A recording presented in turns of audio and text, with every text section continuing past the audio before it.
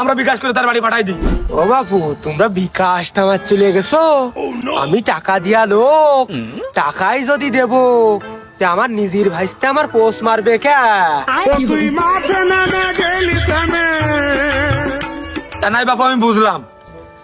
আমরা নয় দোষ করলাম তোমার ভাইস্তের কাছে, আমাকে পোস্ট মেরে পেছন পাশে আরো দুটো দিনে পোস্ট মারুক, কিন্তু এই লোকটা, এই সহজ সরল নিরীহ লোকটা যে কুষ্টিয়া হরিপুরিতে আইসে এই যে স্যান্ডেল মেসে খাচ্ছিল আমাদের এলাকায় এসে, এই লোকটার কি অপরাধ?